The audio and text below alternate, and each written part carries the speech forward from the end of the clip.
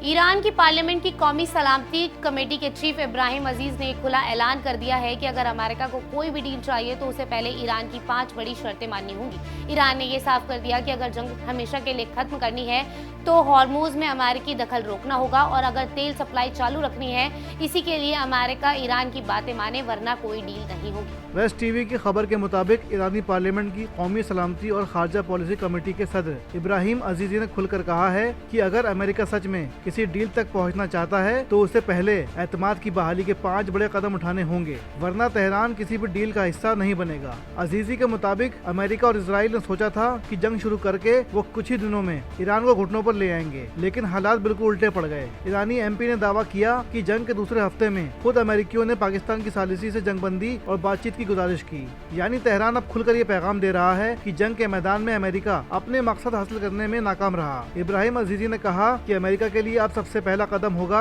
हर मोर्चे पर जंग खत्म करना, खासकर लेबनान और पूरे खित्ते में ये गारंटी देनी होगी कि दोबारा हमला नहीं होगा। दूसरा, अमेरिका को ईरान के खिलाफ बनाई गई समुद्री नाकेबंदी हटानी होगी। तीसरा, हॉर्मुज में ईरान के कंट्रोल और उसके सिक्योरिटी निजाम को तस्लीम करना होगा। चौथा, ईरान पर लगाई गई तेल पाबंदियां खत्म करनी होंगी। और पांचवा, अमेरिका को ईरान की जब्त की गई अरबों डॉलर की जायदादें वापस करनी होंगी। यानी साफ है कि अब तेहरान से बातचीत नहीं कर रहा, बल्कि अमेरिका को उसकी कमजोरी की कीमत गिना रहा है। ईरानी एमपी ने बेहद सख्त लहजे में कहा कि अगर ये 5 शर्तें पूरी नहीं की गयी तो कोई डील नहीं होगी। उन्होंने यहाँ तक कह दिया कि 40 दिनों की जंग ने साबित कर दिया है कि अमेरिका फौजी ताकत से ईरान को नहीं हरा सकता।